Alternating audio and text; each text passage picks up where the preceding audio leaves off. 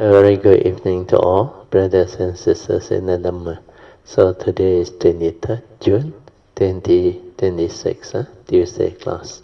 So we will be continuing our sharing from this wonderful Dhamma Lotus Flower Sutta.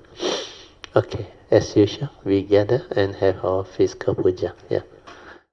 Compose our mind, develop the faith, Saddha, Virya, then mindfully we shall commence the puja chanting. Namo 本师释迦牟尼佛 Namo 本师释迦牟尼佛 Namo 本师释迦牟尼佛 Namo 观世音菩萨 Namo 观世音菩萨 Namo 观世音菩萨 Namo 阿弥陀佛 Namo 阿弥陀佛 Namo 阿弥陀佛 Namo 弥勒佛 Namo 弥勒佛 Namo 弥勒佛 Namo 药师佛 Namo 药师佛 Namo 药师佛 Namo 文殊菩萨 Namo 文殊菩萨 Namo 文殊菩萨 Namo 普贤菩萨 Namo 普贤菩萨 Namo 普贤菩萨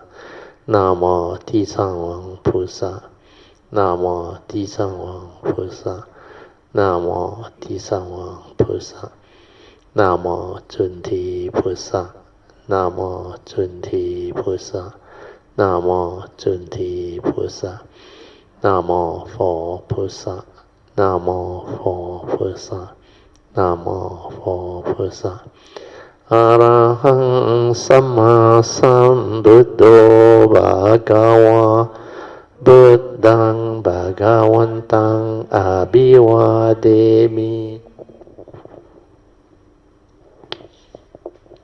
Suakato Bhagavata Dhammo Dhammang Namasami Supatipanno Bhagavato Sāvaka Sangho Sanghang Namami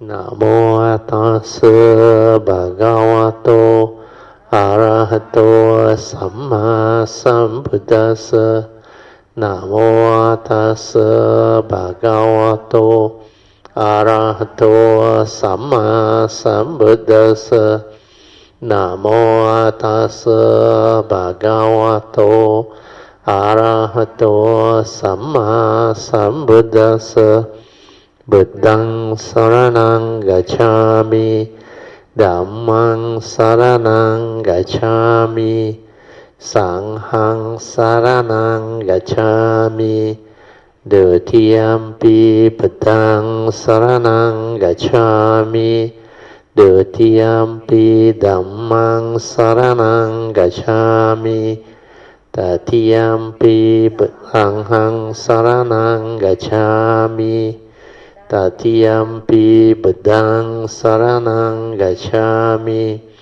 Tatiyampi Dhammang Saranang Gacchami Tatiyampi Sanghang Saranang Gacchami Panatipata Veramani Sikkhapadang Samadhiyami Adina Dana Veramani Sikkhapadang Samadhiyami Kamesu Miccācara Veramani Sikkhapadang Samadhiyami Musawada Veramani Sikkhapadang Samadhiyami Surameraya Majapamadatthana Veramani Sikkhapadang Samadhiyami Ganda Samrapaditena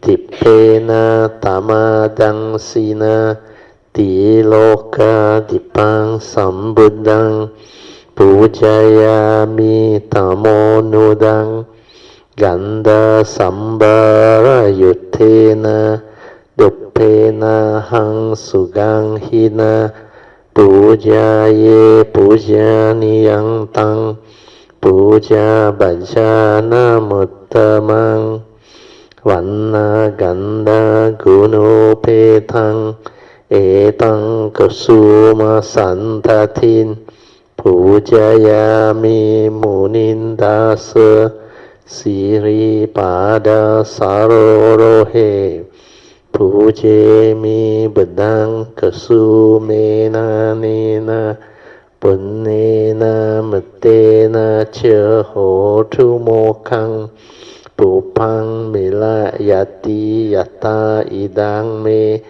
Kayo tata yati vinasa bawang Adivase tuno bante Paniyang parika pitang Anukampang upadaya Patigan hatu mutamang Adivase tuno bante Pale parika pitang Anukampang upadaya Patigan hatu mutamang Adivase tuno bante Bojanang parika pitang Anukampang upadaya Patigan hatu mutamang.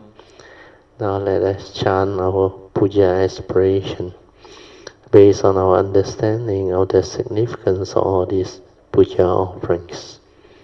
Significance of offering of light. May this offering of light to the Buddha brings forth the causes and conditions to illuminate our mind and help arise the needed clarity and understanding to dispel all darkness or ignorance therein. Significance of offering of water. May this offering of pure, clear, cool water lead us to the pure, clear Dhamma that cools and doses off the fires of all defilements within our mind. Significance of offering of incense. May our morality, virtue, and understanding shine forth far and wide, just like the fragrance of this incense, which we are offering to the Blessed One, who is perfect in wisdom and virtue. Significance of offering of fruits. May this offering of fruits remind us of the Dana Parami of generosity and the fruit of our karma, so that we will diligently strive on with heedfulness to attain the path and fruition soon as possible. Significance of offering of flowers. May this constant offering of flowers to the Blessed One strengthen our faith and constantly remind us of the impermanence of this body, so that we will diligently and sincerely strive on to cultivate Sila, Samadhi, and Panya, leading to ultimate liberation, the born-free Nibbana. Making of overall aspiration.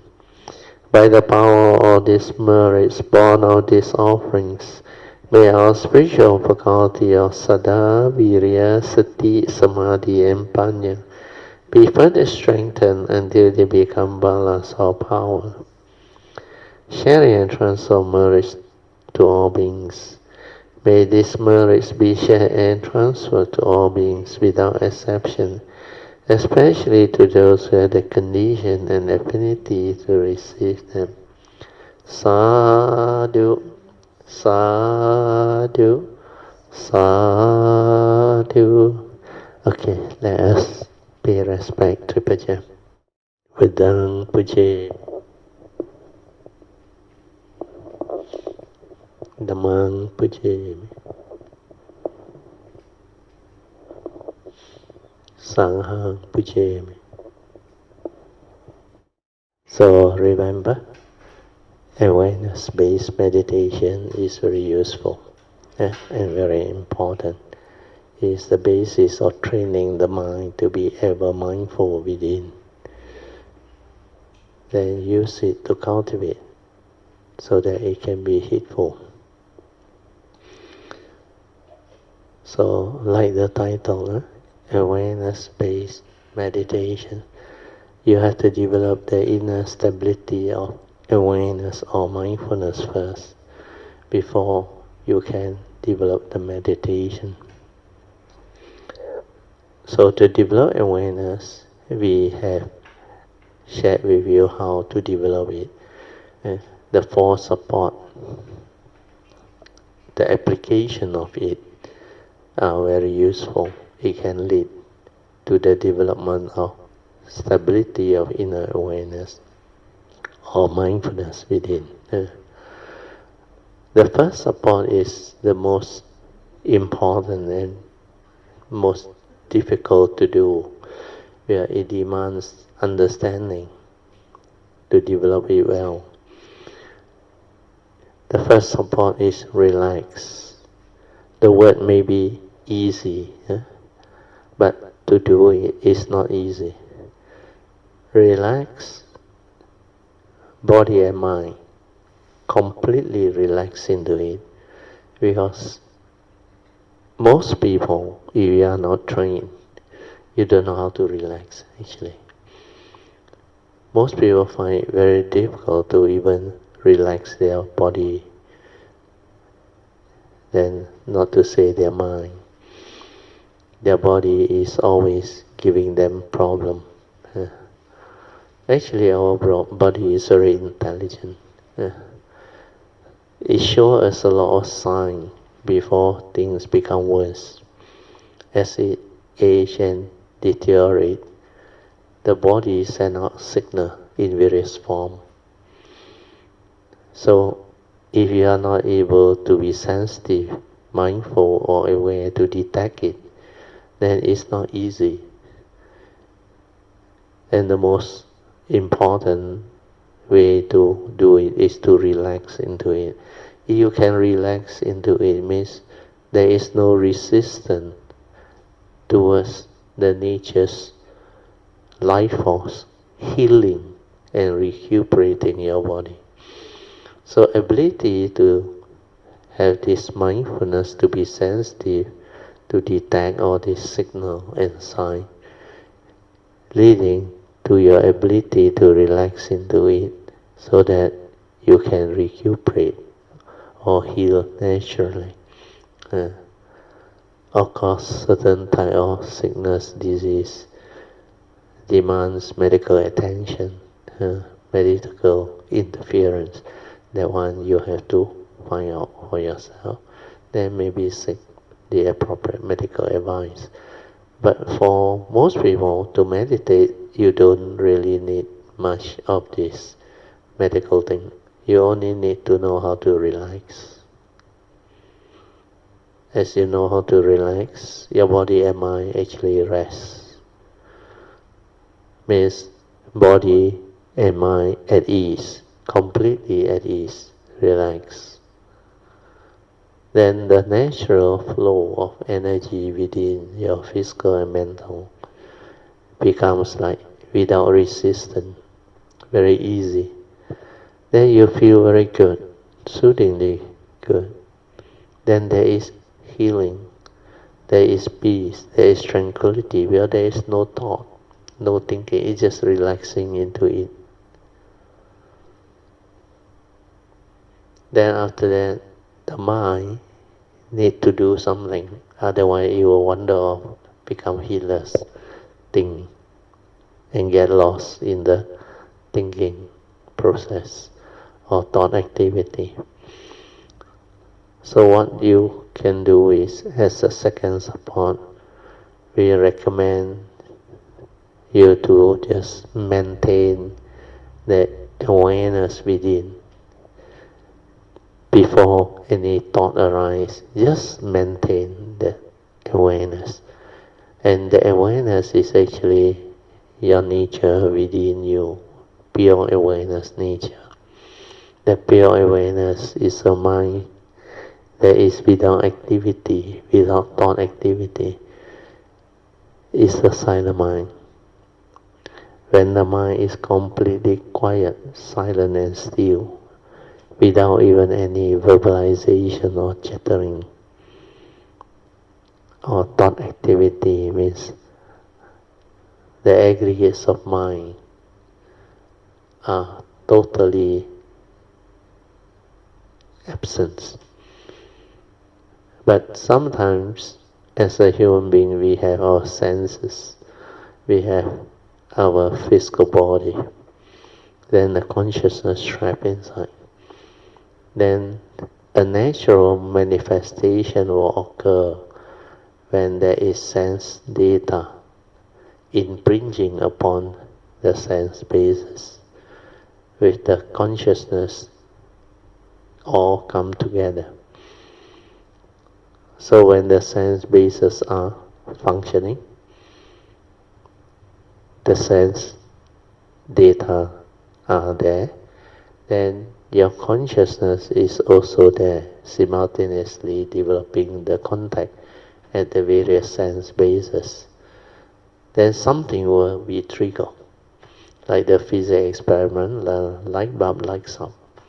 The lighting up is the human being, the form and mind, can become conscious. It's synonymous to the light bulb lighting up. You become conscious. You can become conscious of what you see, what you hear, what you smell, what you taste, what you tactily feel and think. So when consciousness arises, the awareness is very important. Like the Buddha said, in the seeing, there is only that consciousness, the seeing consciousness. There is no content, no atta, no one to see, no delusion, nothing. It's just a manifestation. So when it arises, the awareness that is within, maintain the awareness. Just that awareness of the phenomena. So like the Buddha said, in the seeing consciousness, in the seeing, there is only the seeing consciousness. Hearing conscious, just conscious or aware. The moment you are aware, the problem with living being is we are so conditioned, our mind is so conditioned. Our conditioned thinking, our habitual tendency, we have a tendency to perceive through our brain, our memory, our belief system, our conditioning, our various type of accumulated fear, worry, anxiety, phobia, and whatever experiences, good and bad. So when you start to do that, you start to perceive, then you start to stir and react to what you see or what you sense through your sense experience. When you react to what you see, what you hear, what you smell, what you taste, what you tactily feel and think, you stir your mind. You create emotion.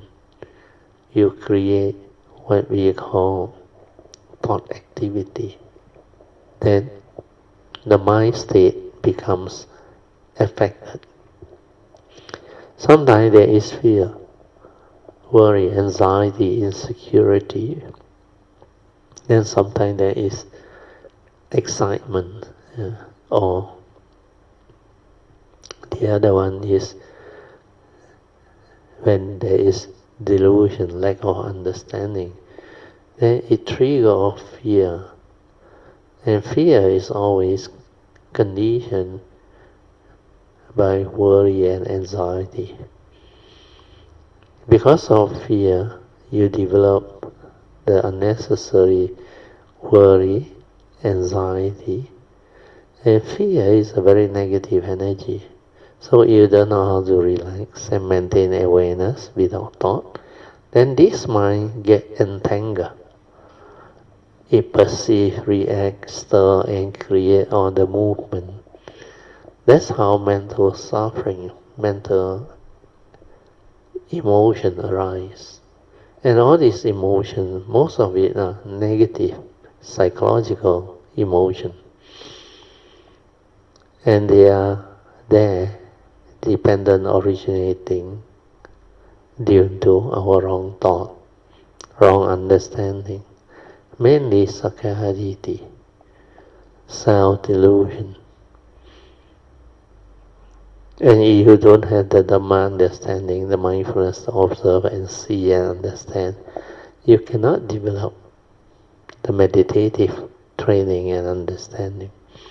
That's why the first two support. The word relax and maintain awareness may be easy, but to do it is not easy.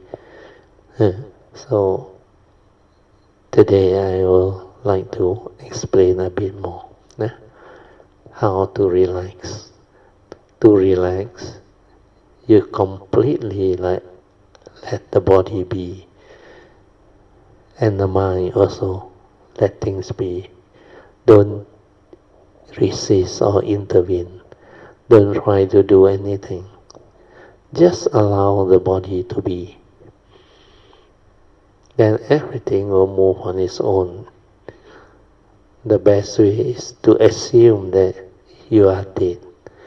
A dead person cannot respond, cannot do anything, no matter what happened within. Just witnessing. The silent witnessing.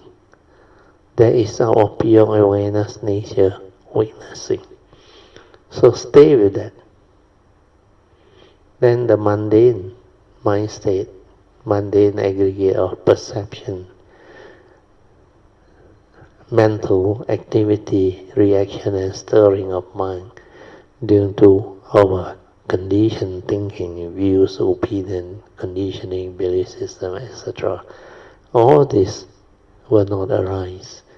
When they don't arise, means you are just with your pure mind, your true mind, fully aware. That's why the second support, maintaining awareness, is not to do anything. Don't try to know, don't try to do, just relax and maintain the inner awareness. Whatever arises at the sense spaces, aware. Finish. Sometimes aware, perception arises, never mind. Perceive, then don't stir, don't react, don't allow it to continue the normal activity or heedless thinking. So when you can do that, your mind develops stability. Then the third support is stabilize the inner awareness. So stabilizing the inner awareness means continue to maintain awareness and not doing anything for as long as you can. Just witnessing, let things be, and just like completely relax and witness. Through that witnessing, the pure awareness can develop wisdom and understanding and come to a great profound realization. It can see things as they are. It can develop the insight into phenomena. It can awaken to the three universal characteristics of anicca, dukkha, and anatta. That's why the silent mind, witnessing, that silent observation of what is meditation. And through that, you will start to understand how the mind stir, react, and become what it is. How did fear arise? How did worry, anxiety, restlessness of mind arise? How you develop the mental hindrance of sensual desire, evil, through your constant like and dislike, pleasant and unpleasant reaction to sense experience, that condition through wrong thought to stir your mind. And that's how you develop the lack of peace. That's how you get yourself entangled with the five aggregate of form and mind playing trick on you. Then you cannot see how the aggregate actually developed the Paticca Samuppada movement. how dependent on ignorant avijja, it creates thought activity. That's why avijja pacaya sankara. Then sankara pacaya vijnanam, the pure consciousness, it arises. Then the pure consciousness, when it arises, you stir and react to sense experience. We are inputting the content of consciousness through your wrong thought, wrong view and delusion. Then when the content goes in, because it is without yoniso manaskara or wisdom, then it creates the stirring, the conditioning, the thought activity and movement. And that's how suffering comes to be, affliction comes to be. So silence your mind, observe to understand all this.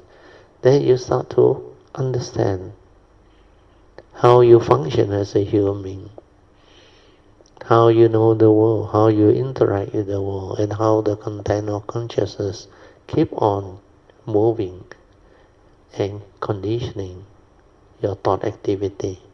So see all this, then you will develop profound understanding. Then the last one is, after you have stabilized the first three support for awareness-based meditation, which is relax, maintaining awareness, and stabilizing the inner awareness, then you can move on to the fourth support, which is trust.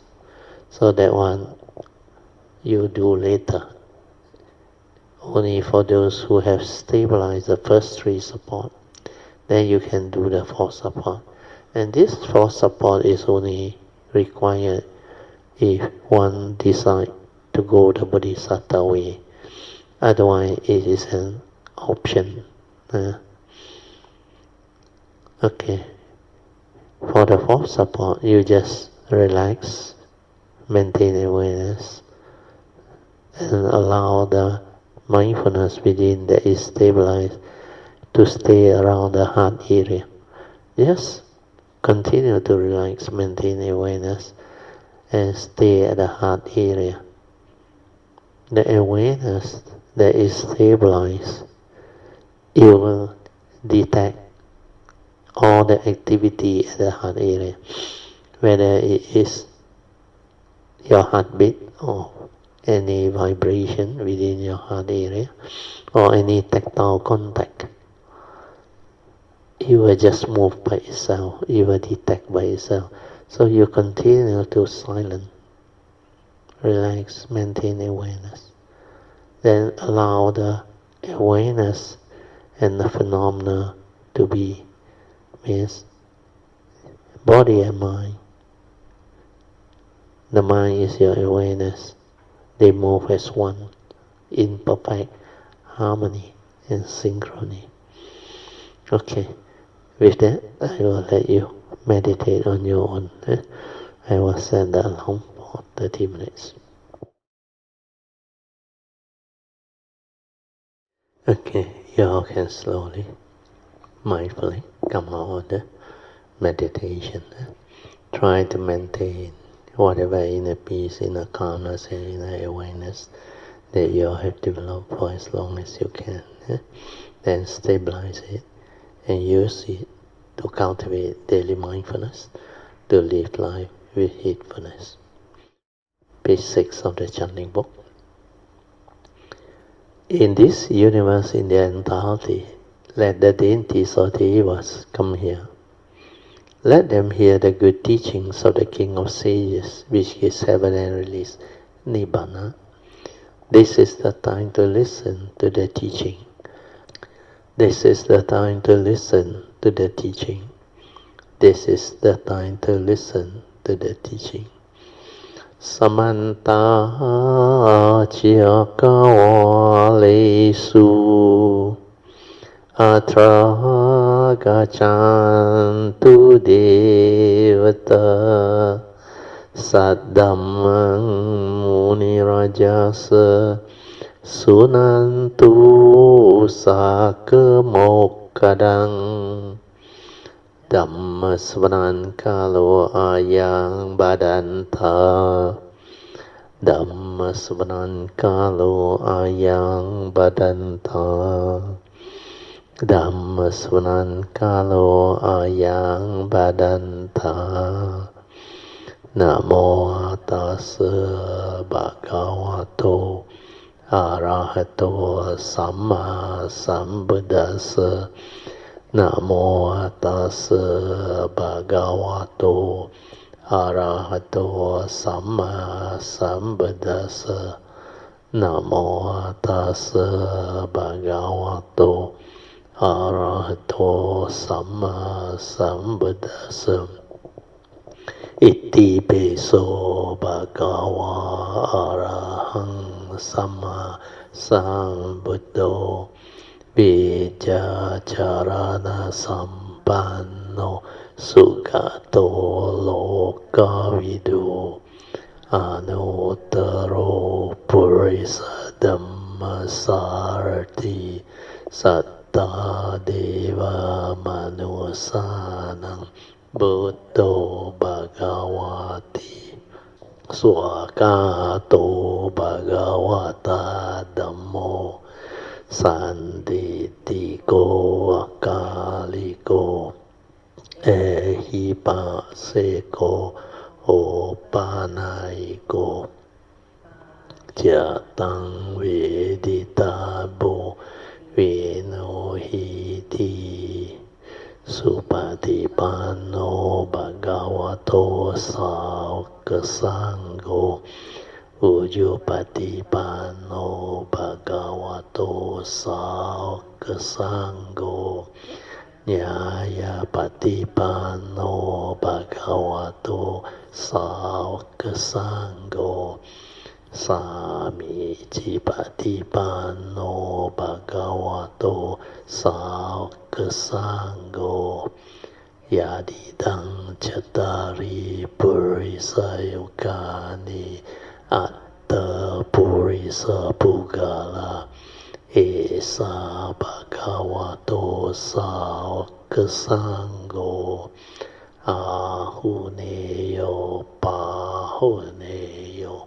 Dakineyo Anjali Karaniyo Anutarang Punyang Ketang Lokasati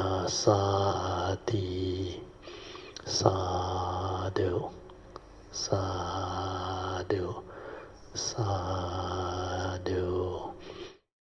O Bhagavan, we now wish to give an illustration to clarify what we meant. Suppose there is a man who, when he was still a child, left his father and ran away, living in another region for a long time. He passed the age of 10, 20, even 50 years.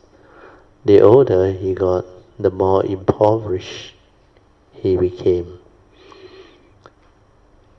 He went searching everywhere for food and clothing, and while he was wandering about, he started back by chance in the direction of his native country. From the first, the father had looked for his son, but in vain. In the meantime, he had stayed in the city and become extremely wealthy and now possessed uncountable treasures. Then the father's storehouse were all filled to overflowing with gold, silver, lapis lazuli, coral, emerald, crystal, and other such things. He had many servants, subordinates, and clerks, as well as innumerable elephants, horses, carriages, cows, and sheep. He profited through lending, and his trade with other countries was also great. Then the impoverished son, after wandering through many villages, from one country and city to another, finally reached the city where his father lived. Although the father had constantly thought about the son, but whom he had been separated for over 50 years, he nevertheless had spoken to no one about it. He brooded and grieved in his heart, thinking to himself, I have become old and feeble. And although I have many treasures and storehouse filled with all these precious stones, I had no son.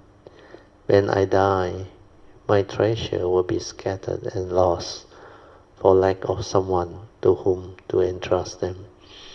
It was for this reason that he was always thinking anxiously about his son. He also thought, if I could get my son back and leave my fortune to him, I would be relieved and happy and without further worry. O Bhagavat, at that time the impoverished son, who had been wondering about taking odd job, by chance finally reached his father's house. Standing at the side of the gate, he saw his father in the distance, sitting on the lion's seat, with his feet propped up on a jewel stool, respectfully surrounded by many Brahmins, Kshatriyas, and householders. His body was adorned with pearl necklace worth thousands of myriads. He was attended by on both sides by clerks and servants holding whisker fans. Above was a jewel canopy with various hanging flower banners. Perfume was sprinkled on the ground, which was strewn with a variety of beautiful flowers. There were rows of precious objects, and people were coming and going, buying and selling with various trappings such as this. The father appeared very majestic indeed. The impoverished son, seeing his father winning such great power, became terrified and regretted that he had ever come to that place. He thought to himself, he must be a king or of a similar rank. There is no place where I can obtain things as a hired worker. It would certainly be better for me to go to a poor village, a place where I can use my ability and easily obtain clothing and food. If I stay here for very long, I will be seized and put to forced labor. Thinking this way, he quickly fled. At that time, the wealthy man sitting on the lion's seat realized that he had seen his son and became extremely happy. He then thought, now there is someone to whom I can leave my treasure, my fortune and treasure. I have been constantly thinking about my son, but had no way to meet him, and now suddenly he has come. This is exactly what I wanted. Although I am old, I still yearn for him. The man immediately dispatched his attendant to go after his son and bring him back. Then the attendants quickly ran and overtook him. The impoverished son was frightened and cried out in fear, I did nothing wrong. Why are you seizing me? The attendant grabbed him more firmly and forced him to return. Then the impoverished son thought, they have seized me even though I have done nothing wrong. I should certainly be killed. He was so terrified that he collapsed unconscious on the ground. His father, seeing this from a distance, told the attendant, I don't need him. Don't force him to come. Pour cool water on his face and bring him to consciousness. Don't say anything more to him. What was the reason for this? The father knew that his son was of lowly aspiration, and that his own wealth and position would cause him problem. Although the father knew without doubt that the man was his son, he used skillful means and did not say to him, this is my son. The attendant then said to the son, you are free to go wherever you wish. Then the impoverished son, happy because he had never felt such relief, stood up and went to the poor village to seek for food and clothing. At that time, wanting to get his son back, the wealthy man employed skillful means and secretly dispatched 2 attendants of rank and humble appearance. He said to them, "Approach the impoverished fellow and gently tell him that there is a place for him to work where he will be paid double. If he gives his assent, then bring him back to work. If he asks you what kind of work there is for him to do, tell him that he will be employed to sweep dungs, and that both of you will work with him." Then the 2 attendants immediately went in search for the impoverished son. When they found him, they told him this. At that time he took his pay and immediately went to work, sweeping dung. The father, seeing his son, felt pity and wondered what to do.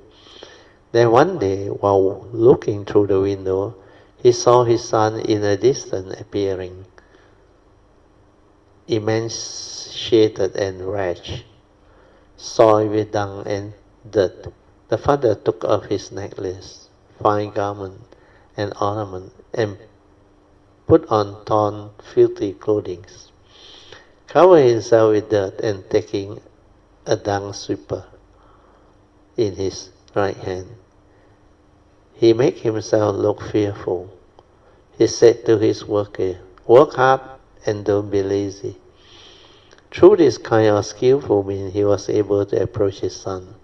He spoke to him further, saying, I want you to always work here. Don't go anywhere else, and I will pay you more. There will be no difficulty in getting the things you need, like utensils, rice, noodle, salt, and vinegar.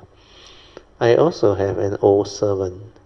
If you need him, I will give him to you. Be at ease. I am just like your father. So don't worry about anything. Why am I doing this? Because I'm old and you are still young. Whenever you work,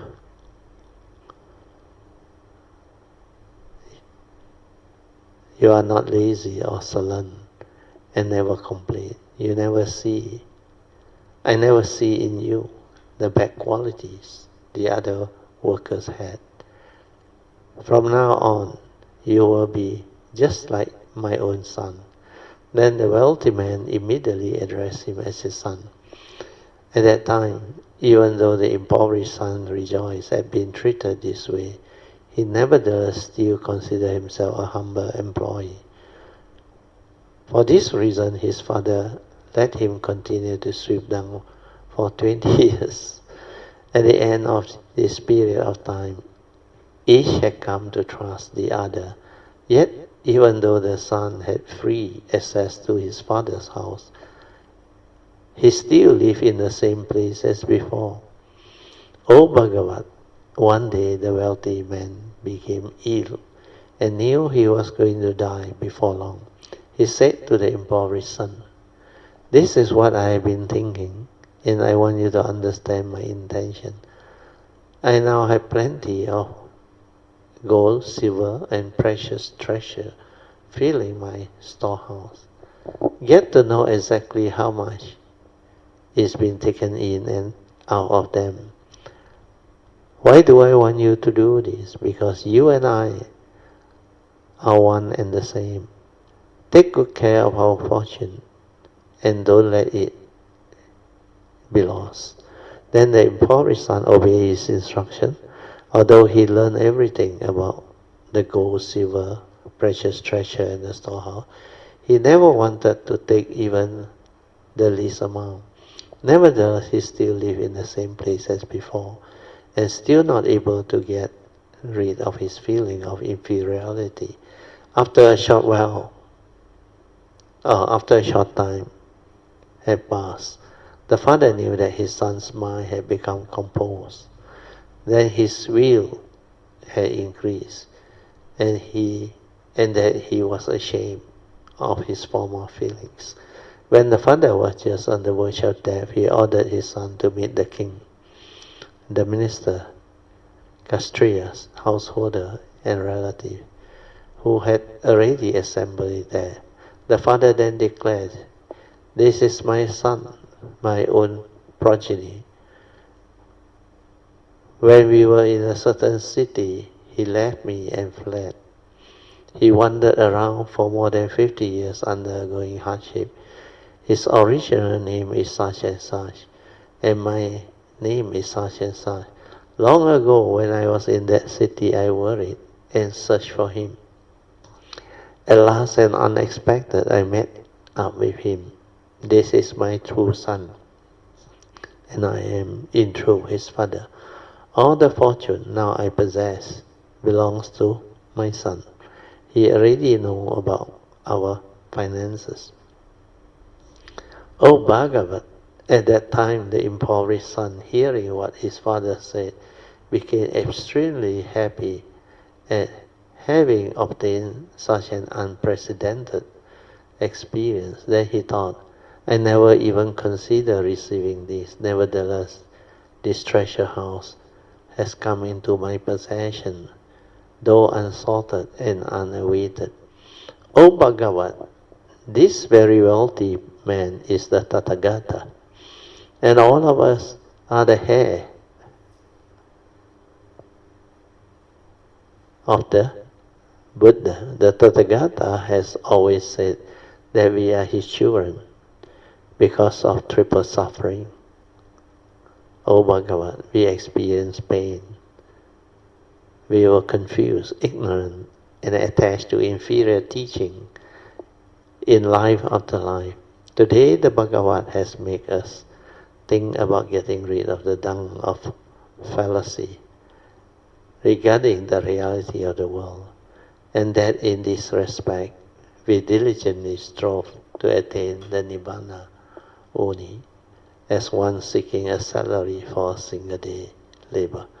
We now already attained it and were extremely happy and satisfied. We said to ourselves, because we have made diligent effort to comprehend the Buddha's teaching, we have obtained a great deal.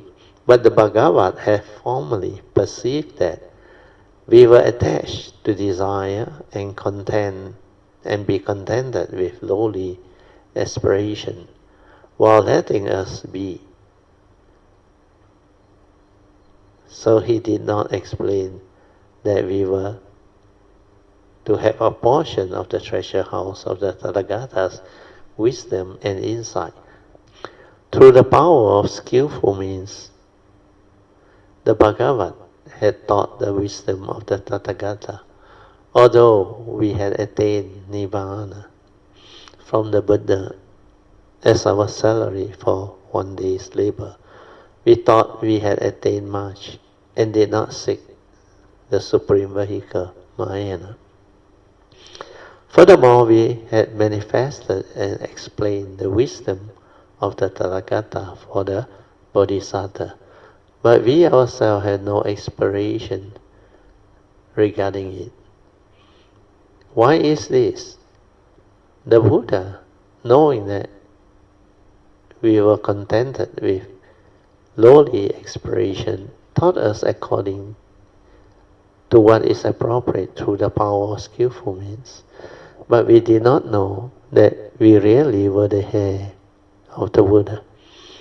Now we fully know that the Bhagavat is unstinted in regards to the wisdom of the Buddha. What is the reason for this? We have actually been the heir of the Buddha for a long time, even though we only yearn for the inferior teaching. If we had yearned for the supreme or superior teaching, then the Buddha would have taught us the teaching of the supreme vehicle, the Mahayana. Yet in this sutta, he taught only the single vehicle, the ultimate supreme vehicle. Now in the past, the Buddha rebelled, the Savaka or sound hearer, means those who yearn for the inferior teaching or provisional teaching in the presence of the Bodhisattva. But actually the Buddha inspired them also with the Mahayana. That is why we say that though we originally had no desire to seek the great treasure of the King of Dhamma, it has now come to us unsalted and unweighted. We had all attained what we should attain as the hair of the Buddha. Then he continued. Thereupon Mahakassapa, I think one of the very senior close disciple of the Buddha, wanting to elaborate on the meaning of this further, spoke these verses. Today we have heard the Buddha's word, and we are joyful and ecstatic at having attained such an unprecedented experience. The Buddha has said that the Savaka, or the sound hearer, will be able to become Sammasambuddhas.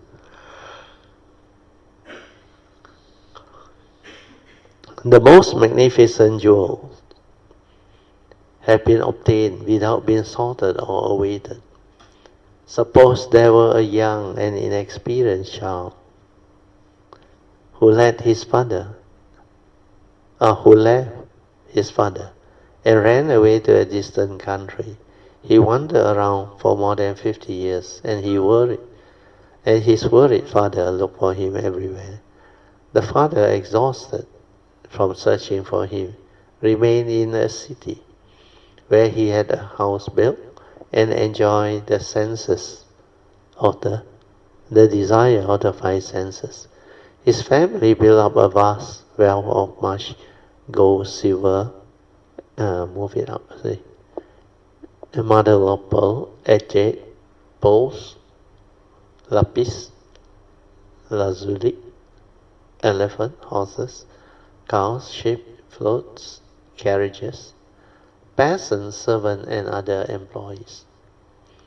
He earned interest through loan and deposit, and had buyers and sellers. Throughout all other regions, he was surrounded by thousands of myriads of cotis of people who held him in awe, always loved by the king and deeply respected by the subject and powerful families. There were many people coming and going on different business. He was thus extremely wealthy and very powerful, and yet, as he grew older, he increasingly worried about his son. Day and night he thought, soon I will die, my foolish son has abandoned me for over 50 years. What should I do with the various goods in my treasure houses? At that time, the impoverished son was going from town to town, from country to country, seeking food and clothing. Sometimes he obtained them, sometimes he did not. He was emaciated from hunger, and his body was covered with scabies. Throughout his wandering, he gradually reached the city where his father lived, and after having been employed at one place after another, finally he ended up at his father's home. At that time, the wealthy man was sitting within the gate, on the lion's seat, sheltered by a huge jewel canopy. He was surrounded by his attendant and guided by his son. Yeah. I think all this is a repeat of earlier one. I think we can just skip. Go up. Skip. Go up.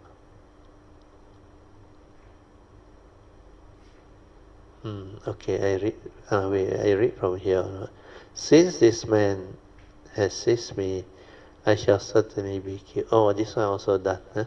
Then the wealthy man knew that his thought, fed up, were humble and foolish, and that he would not believe what he said, nor believe that he was his father, that he used skillful means. This is all repeated. Yeah. Okay. Move it out further. Okay, move it out. I think this is all to explain what has been shared. Okay. Move it out. Okay. Long ago I was poor and of lowly aspiration. Now at my father's place I have obtained immense wealth. Of such things as precious jewels and houses, I am overjoyed at having obtained such an unprecedented experience. The Buddha is also like this. He knew that we yearn for the inferior teaching, so he never taught us that we should become Buddha. Yet, he did tell us that we have obtained the stages of non-corruption, that we have achieved the inferior vehicle, and that we were the disciple of the Savaka vehicle. The Buddha told us to teach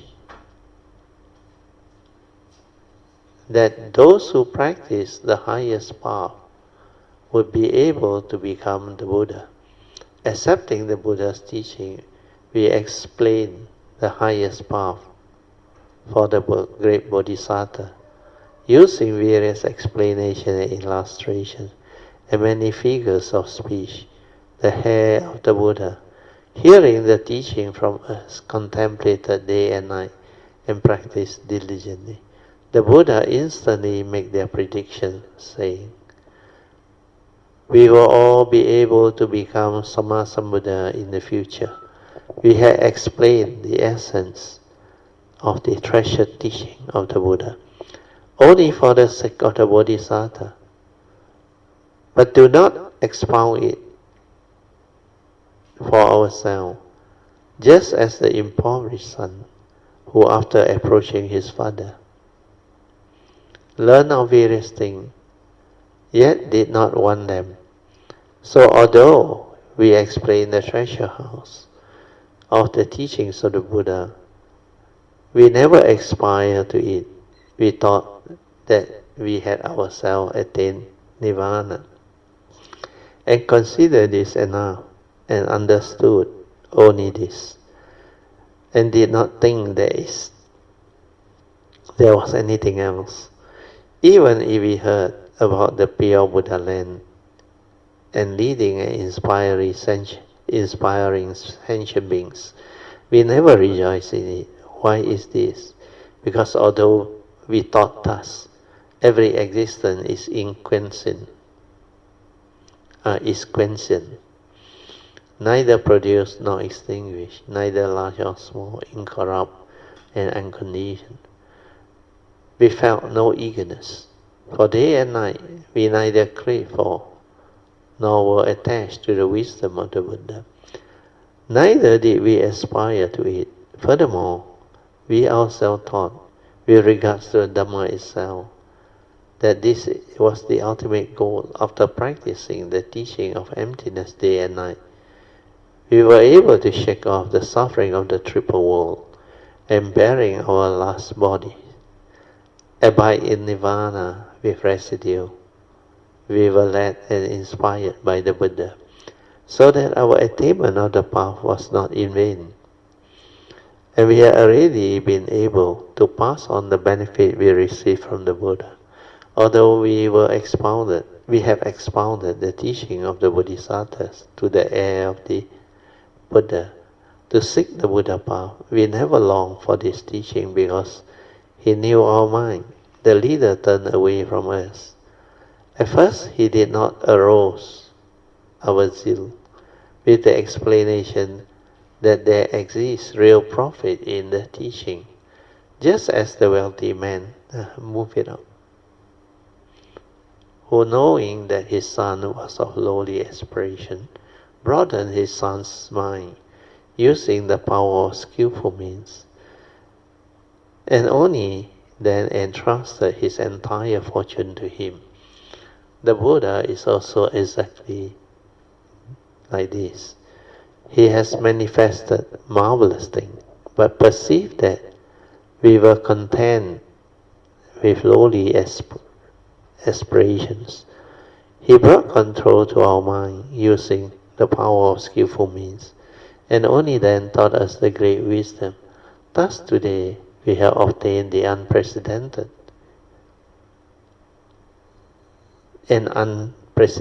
experience. The fact that we had now spontaneously obtained what we had not longed for. It's just like the impoverished son who obtained innumerable jewels. O Bhagavat, we have now obtained the path and its fruit, and we have obtained pure sight into the incorruptible Dhamma.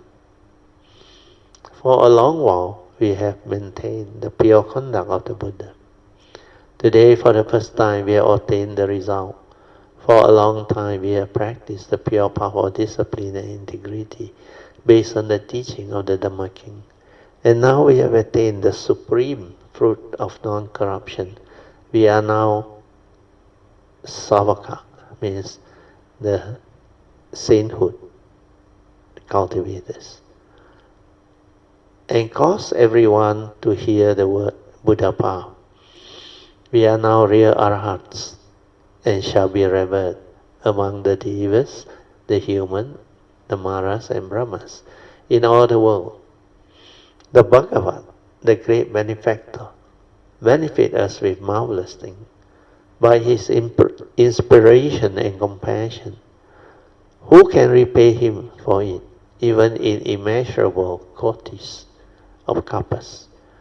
Even if one were to serve him with one's hand and feet, bow one's head in reverence, and give all kinds of offering, one could not repay him. Even if one were to bear him on one's head and shoulder, out of deep respect for as many kapas as there are sand on the Ganges river, one could not repay him. Or even if one were to honor him with delicious food, uncountable jewel, common, bathing, various medicine, famed sandalwood, from Mount Oxhead, and various precious jewels, or by building temples surrounding jewel, clothing, and other such things, for as many kapas as there are sands in the Ganges river, one could not repay him. The Buddha had marvelous, immeasurable, limitless, inconceivable, great transcendental power. They are the king of the Dhamma without depravity and unconditioned. They are patient in all matter. For the sake of the humble ones, they teach the common people who are attached to tangible things according to what is appropriate to them. All the Buddha, having attained complete mastery over the Dhamma, perceive the various desire and intention of sentient beings and explain the teaching with innumerable illustration according to what is appropriate to them. Judging from the roots of good merits that sentient beings have planted in former life, the Buddha perceive who are matured and who are not. Considering this in various ways and understanding the distinction completely, the Buddha teach the single path, explaining it as three, in accordance with what is appropriate. Oh, okay. So at least we finished that one, chapter 4. Wait, you just have a look. Now, chapter 5, yeah, so fast. But this one also, somehow the example so different. Never mind. Stop just now the chapter 5. We go back to Shenhua's book, because it seems the Japanese one also, they don't have much explanation, all the sutta thing. Yeah. Okay. Now I read again chapter 4. faith and understanding. The Dhamma Flower Sutra, first chapter introduction, discusses the causes and conditions for this Lotus Sutra. The second chapter, Skillful Means, describes how the Buddha uses various skillful means to teach and transform living beings. The third chapter, Parable, we also finish. The Buddha, fearing that people would not understand his teaching, used various analogies to illustrate the principles of the Buddha Dhamma. So by the time we start the fourth chapter, Faith and Understanding, which is now, we have already learned skillful means and parables. Correct. However, we must have faith to accept them. Without faith, no matter what kind of Dhamma is taught, you will not be able to accept it. Without acceptance, the Dhamma has no value. So faith is the source of the path. This one is very clear. And the mother of all merits, nourishing all the good roots. So faith in the Buddha is teaching. With faith, good roots are grow. Without it, they will not grow. Therefore, faith is extremely important. People say that the Buddha Dhamma is as vast as the ocean or sea and can only be realized by means of faith. So, to develop the understanding in terms of cultivation, faith actually is very, very important. So when you have faith, through understanding who the Buddha is and how wonderful his teaching is, that faith can drive you. These are spiritual faculty, the first fundamental spiritual faculty. Okay, I read on. Only with faith can one enter the great sea of the Buddha Dhamma. Without it, you are left standing on the shore. Consider the composition of the Chinese character of the word faith, Sing. On the left hand is the radical for person, Ren. So Ren 是旁了. On the right hand side is the character for word, Yuan. Together they mean a person speaking. If one does not believe what is being said, then it is useless. Only when one believes will words be useful. Oh, okay. In the same way, if you believe in the sutta, you will benefit from them.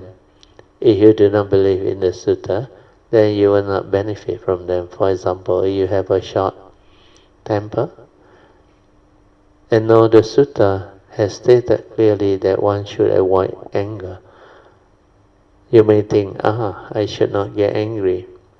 I should not hold on to my short temper anymore. Before you know it, your temper will be gone. Even when someone is angry with you, you will be able to endure it.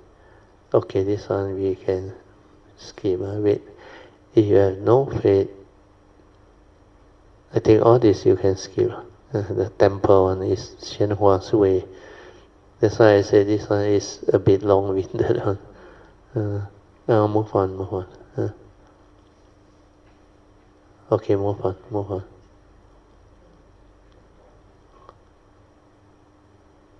The four disciples regret and joyful.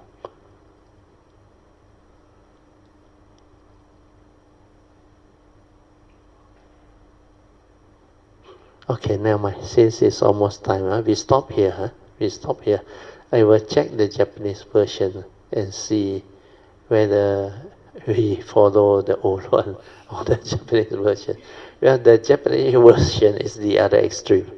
Never explained, but only the translation of the sutta part. Anyway, I go through again. Then this is our option to continue from the Shenhua's book. Okay, we will have our toilet break. So today on, I think, based on the Japanese version, we face another problem. We actually thought the English better, the flow better, but it end up they didn't elaborate, didn't explain. They just read and translated the sutta. Anyway, I will check through again, maybe look for another version. So in the meantime, our option is to continue from Hsuan. Venerable Master Hsuan.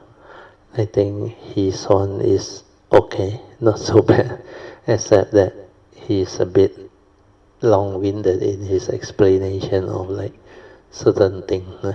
So we maybe continue to skip them, or we will look for another source.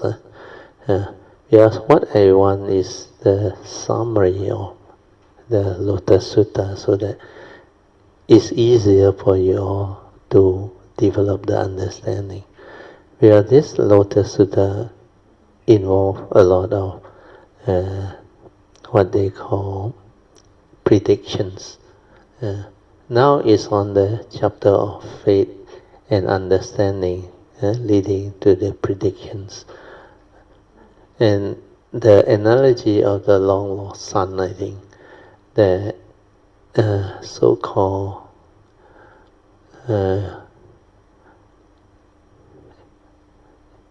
example that they give, using the analogy of the long lost son, I think is not that close in the meaning, but I don't know how it end up translated into that. In fact, what the Buddha want to explain is how he finally was able to get all those that have followed his teaching to develop the sound hearer, initial provisional teaching vehicle, and the Pacceka Buddha vehicle, to actually return to cultivate the supreme vehicle teaching of the Bodhisattva way. But that analogy was like, you look at it, like the Buddha cannot find his long lost son until he grew old with all that thing and worried about how to transfer the wealth and all the things. I think the analogy may not depict the actual meaning. The actual meaning is he has to use skillful means, provisional teaching, to teach the initial one, like I explained last time. You need all this, like kindergarten, primary school, then you have secondary school, lower secondary, upper secondary, then pre-university. Then only the supreme vehicle teaching is maybe for the after all the schools, where you go to the university. Then for people to have that entry qualification or ability to continue with the supreme vehicle teaching, is like the university education, you need to complete some form of primary, secondary education so that you can cope when you are there.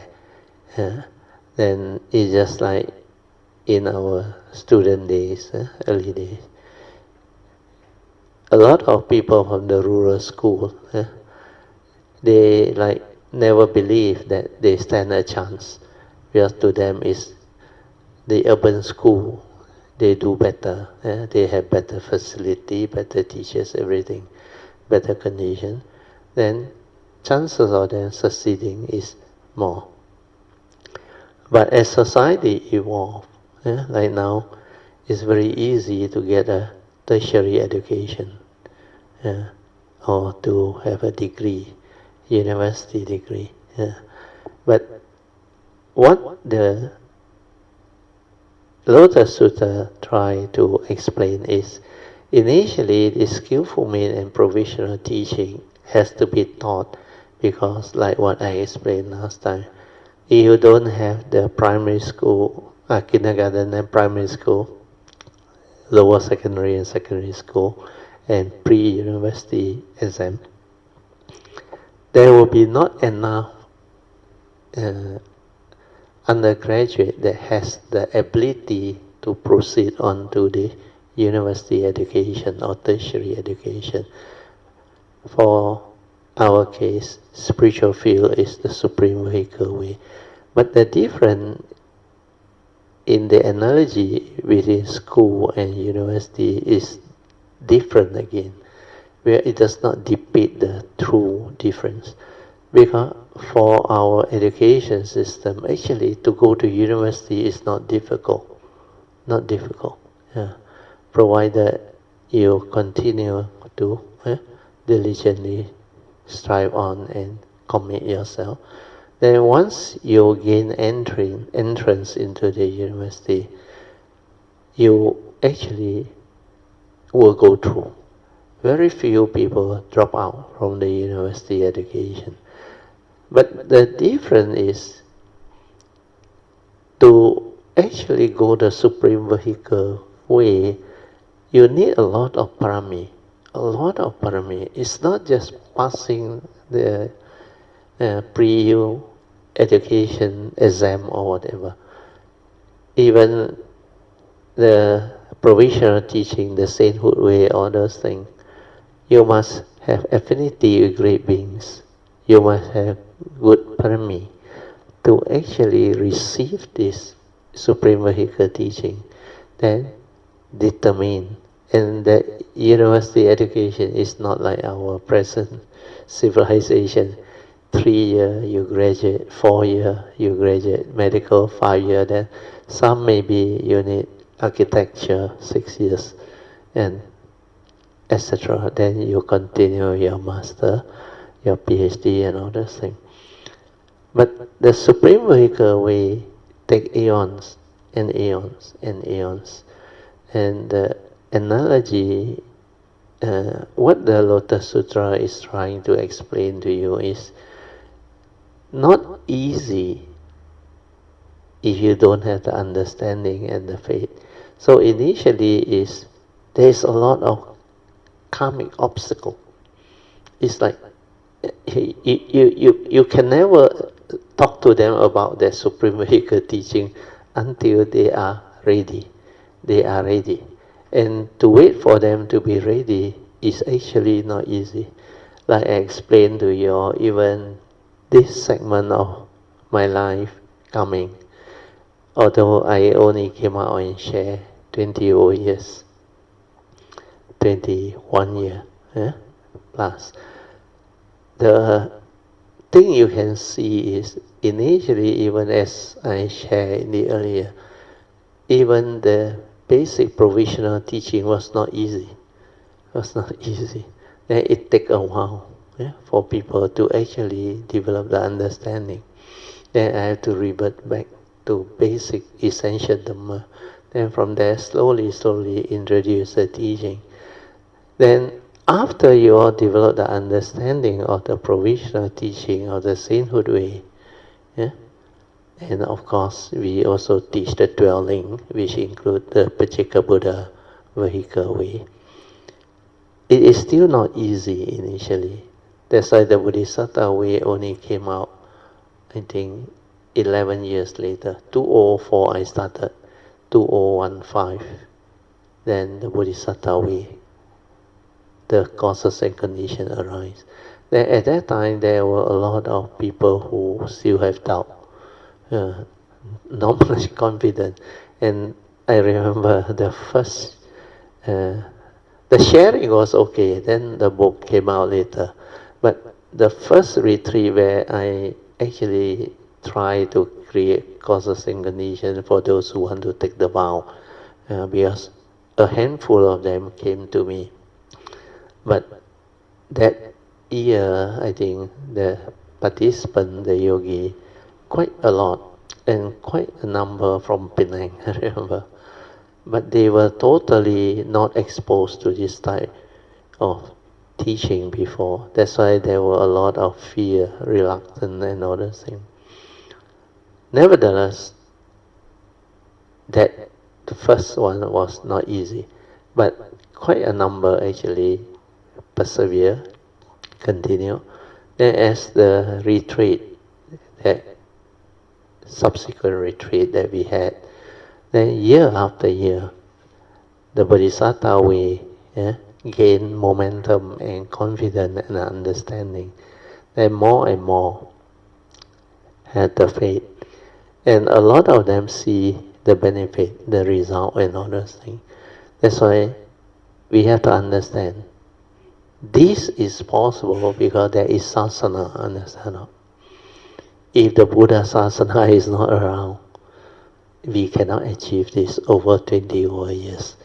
To develop the faith and the understanding to go this way. Then to go this way is still a long journey. But like I said, if you understand, then this journey is not difficult actually. Not difficult. Because the 5 stages of Bodhi mind development, I have explained to you all. The first stage is very easy. After you have developed the sainthood way, or the Pacceka Buddha understanding, then you see the beauty of the Dhamma, then you make that vow, the 4 basic vows, by looking at the vow and developing the understanding based on what I have shared with you all through the blue book. Then you all see how extensive the teaching is and how beautiful this vow can actually help you in your cultivation. Then how the big difference between the sainthood way and the supreme vehicle Bodhisattva way. Then after that, you start to understand that the first Bodhi mind development is just to plant the seed of Bodhi. Sincerely, of course with strong faith. Then determine through perseverance to continue diligently cultivate to realize the supreme vehicle cultivation. And this can be possible because planting that Bodhi seed deep into our nature with very strong faith, sincerity and perseverance will bring forth the way. So that part is easy. Then the second stage of Bodhi mind development is not that easy already. Bodhi mind that can develop the wisdom to endure and severe or suffering, that one take a long time. That one you have to go through beyond the sainthood way and the Pacceka Buddha vehicle way to cultivate extensively the experience and all those things. So it's not like the analogy that they gave in the sutta. So far we read from the Japanese version. Shenhua's version I still haven't really gone in much yet. But from the way the analogy is given, I don't think it's that simple. It's not like the lost father. It's not like the Buddha is your lost father with all the wealth waiting for you to inherit. And that's not. Although you skillful mean to make you have faith so that you can return to him, then finally declare you are the son of the Tathagata, actually. Then you can inherit all this. But it's not so simple. The way I look at it is more abstract. What he is trying to explain to you is all those wealth are not the materialistic wealth that he owns, understand? It is perfection in cultivation. And although he said, like, you are the son, you can take over the inheritance. But you realize he also can observe that we are long lost. Never believe that this could be somebody related to him. Then the difference in status and all those things, that's why the son himself might say, walk away. So it's like the sainthood way and all those. When you talk about supreme vehicle, I never dream, never even dare to dream. But as the Buddha actually through skillful means groom them, although he said get them to work hard, diligent, clear the dung, then teach him how to like go in and look at the storehouse, what treasure he has and all of that. That is to teach you to develop the cultivation, understand? Not to see the treasure and inherit. You can follow. Is to show you that these are the wisdom, the extensive understanding and cultivation and perfection that he has developed. That's why he has this parami. And you can be like him. You are the son, understand? You learn from him.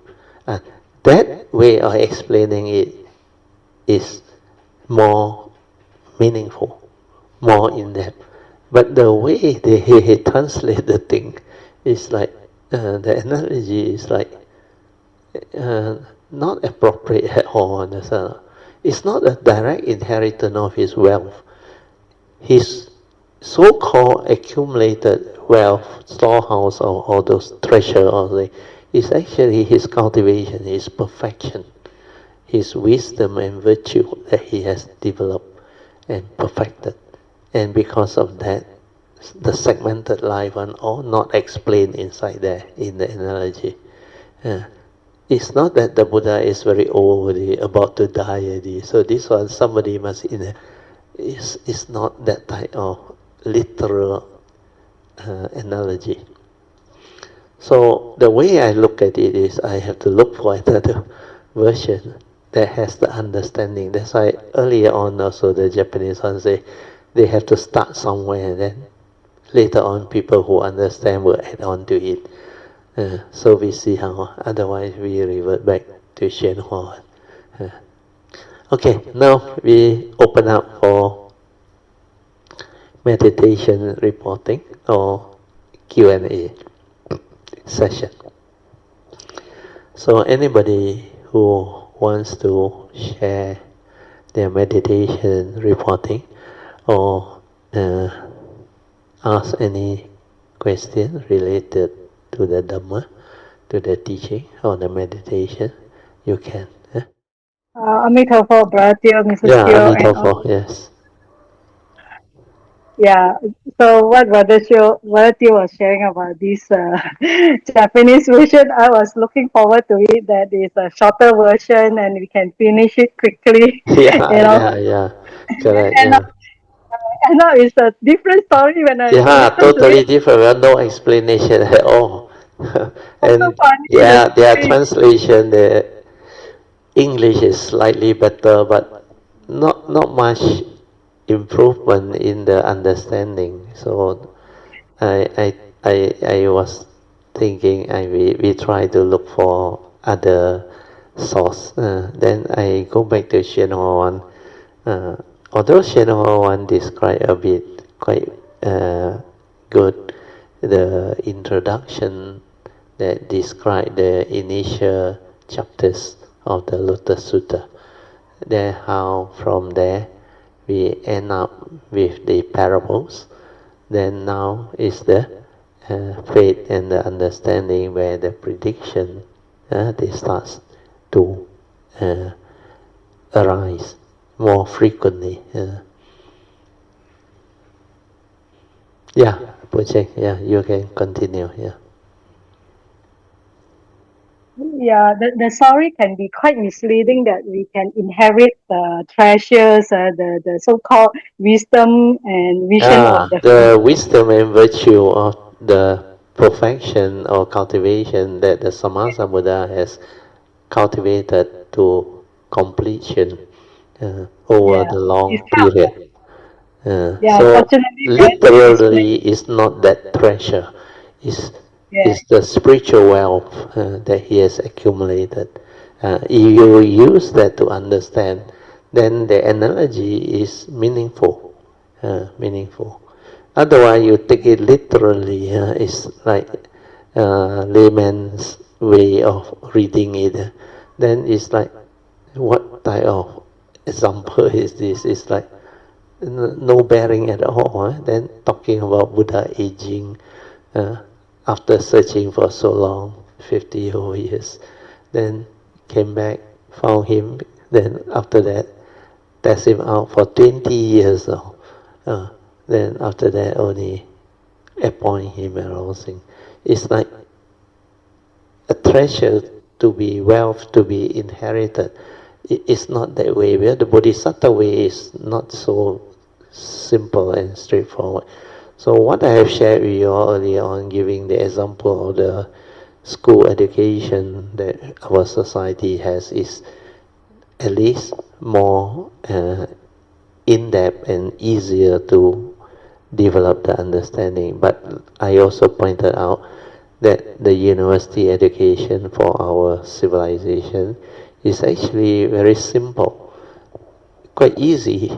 Once you go in, means you pass the university entrance requirement, then you are like within 3, 4, 5 or 6 years, you are graduate.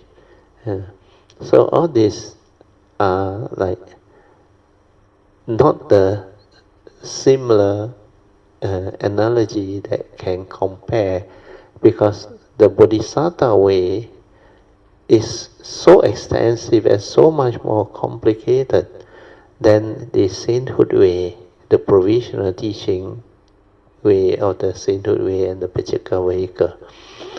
So all this need to be understood. Then the Sutta, Lotus Flower, wonderful Dhamma, Lotus Flower Sutta, the meaning is there. Otherwise, without that, not easy. That's why now I still maybe have to go and Google and look for new version of the Lotus Sutta. Hopefully I can find one. Otherwise we will stick to Hsuan first. Then we continue. Yeah, Poh Cheng. Yeah. One other point that I want to kind of like emphasize that, the Buddha show us the way. We still have to cultivate the wisdom and develop the wisdom and understanding ourselves. Yeah. Correct. Not Yes. just like having the treasure, the self, Yes. Because that treasure that he say, ask him to go and have a look, so that he know what are the treasure he has, so that he can inherit. But not literally, so these are spiritual wealth that need to be cultivated to realize, to be realized. Correct. Correct. Correct. Yeah, sadhu, Bharatya, Sadhu. for the actually Bharatya explained. Otherwise, the story is so easy. Otherwise you all take the analogy. What type of analogy is this? The Lotus Sutra become like that. That's why earlier on I found the Shenhua one also long-winded. The example he gave and all those things. Then I try to look for another version. Then come this version, no explanation one. Lagi teruk. Never mind. We see how it goes. I will have to do a bit more research. Okay, Bharatya. So that is very fun. Reading that version. But anyway, okay, let's share a little bit about cultivation. With 10 more minutes left. Yeah. So it's about today's my encounter with my husband. Okay. So you see, my husband doesn't do much cultivation. So no problem. not just cultivation, he also never learned Buddhism anyway. But anyway, he today this morning he gave me a letter, my letter from the bank. Okay. Before he let me see, he told me, "You spend so much money." Then I said, spend so much money? What do you mean by that? And you exceeded your credit limit. I exceeded my credit limit. He was like very anxious, when he saw the letter, from the bank. That I exceeded my credit limit by like $96. Then he said, "What is your credit limit?" He asked me. He asked me that question. Then I also think, what are you asking? What credit limit? And also he showed me the Then I look at the letter. Then yeah, really written that the bank said I exceeded my credit limit by 95 plus. Huh? Then he asked me lah. So you need to know in case there is a scammer that use your money and exceeded your credit limit. Whatever thousand of dollars of your credit card credit limit now. Yeah, So he was a lot of scammer do that. so he was very anxious actually. Then try and find out. That actually very I tell you. I'm laughing because you see a few days ago, actually I have to look at my credit card. There's an app, everything has an app, credit card Yeah, now, yeah, bank. yeah, yeah. So I have this app that I actually verified. Before he tell me a few days ago, I already look at my account now, okay? So I verified my account is no balance and everything is paid, Oh, So okay. when he showed me the paper, so I like, I don't think so lah. I don't any problem, I told him, but he's still asking me to like go and find out, because it is really a scam. You have to pay that credit amount that you spend, so called spend, although you may not be spending. So then I said okay lah, let me show you lah. Since he's so concerned, so I showed him my app lah, that amount of thing, and it really showed nothing, brother, correct. Then he tell me, maybe it's in your unbilled bill, meaning now it's June. They only ask you to pay whatever from mid-April to early June, but the part of June right now is 23rd of June, right? Maybe something happened between early June to now, lah. The scammer use your, Okay, so it's unbilled yet, But anyway, this bank that he doesn't show unbilled. You see, every bank app is different, brother. Yeah, So this app he doesn't show the unbilled, but some other bank it does show you the unbilled, so you can see exactly what has been transacted in your bills. But anyway, I was not concerned, I said never mind. Later I will call the bank, But then actually, I tell you, the bank also come up with many levels of security, to protect the customer. yeah. So actually, I already done this already. The second level of security is like Verification. Verification. besides the verification approve. Let's say you buy something, it show you reject or approve lah. If let's say you use the credit card, so you need to approve. Then the bank will kind of like will make the payment for you, on your behalf lah. So you need to click the approve, not reject. So this one. And the second level, they come up with a second level of control is payment control, Payment control meaning every month, you can only spend this amount. Okay, let's say for myself lah, I tell you, I already put this level of security. I put those cards that I don't use, I put zero, brother. Meaning I don't use it daily. Zero there, put zero. So those cards that I use often, I will put like $100, Yeah. But if let's say I go to the shop and then rejected, I know that I exceeded my payment control for the month. Yeah. Not the credit limit, but the payment control for the month. Correct. So I have this level of security, that I put in place. Because you can set the maximum allowable. Like for bill payment, I also limit it to about 1,000 ringgit. Because bill payment normally, like water bill, electricity bill, per household is less than 1,000 ringgit. So I set at 1,000. But for transfer, I set higher limit because sometimes you need to transfer more. Nowadays, transfer maybe Singapore very good. Singapore is even now they can transfer per day online. If I'm not wrong, 100k Sing. Correct or not? I don't transfer so much lah. But no. The limit that they can allow you. Yes. Because in Malaysia, we still 50,000 ringgit, no? Although the exchange is 3 point something to 1, which means convert to Sing dollar is only I think 16 or 17,000 Sing only, online per day. Some bank I think allow 100k ringgit, I think ringgit. But most of them they limit you to 50. So that one is okay one, our setting. So yours is because you put the setting. Then what happened finally? Okay.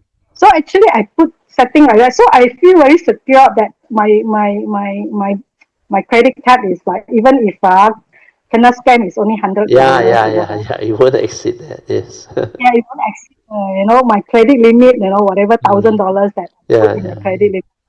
So I was doing the investigating with him. I told him,